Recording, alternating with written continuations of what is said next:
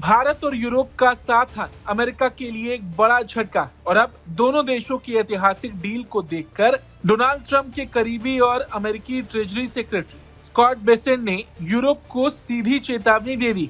उन्होंने कहा है कि भारत के साथ डील करके यूरोप अपने खिलाफ जंग की फंडिंग कर रहा है। उनका सीधा इशारा रूस यूक्रेन युद्ध की ओर है। दरअसल अमेरिका लंबे समय से भारत पर आरोप लगाता रहा है कि वो रूस से तेल खरीदकर पुतिन की वॉर मशीन को फंड कर रहा है और इसी वजह से अमेरिका ने भारत पर 25% टैरिफ अलग से लगाया। लेकिन अब जब यूरोपियन यूनियन ने भारत के साथ एक बड़ा ट्रेड एग्रीमेंट साइन किया तो अमेरिका को ये फैसला रास नहीं आया और यही सब देखकर अब ट्रंप के बेहद करीबी स्कॉट बेसेंट यूरोप को चेतावनी दे रहे हैं। स्कॉट बेसेंट ने कहा कि यूरोप ने भारत के साथ ट्रेड डील साइन की।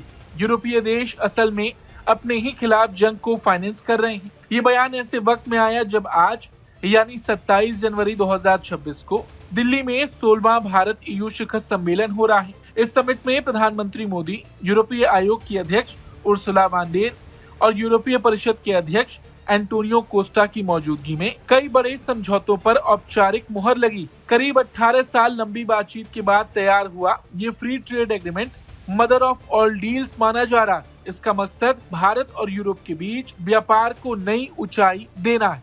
इस डील के जरिए ऑटोमोबाइल सेक्टर पर खासा फोकस किया गया। इस डील हो जाने के बाद भारत BMW, मर्सिडीज जैसी यूरोपीय कारों पर टैरिफ कम कर सकता है। इसके बदले यूरोपीय यूनियन भारत के textile, pharma, James and jewellery और फुटवियर सेक्टर को बड़ी राहत देने जा रहा है।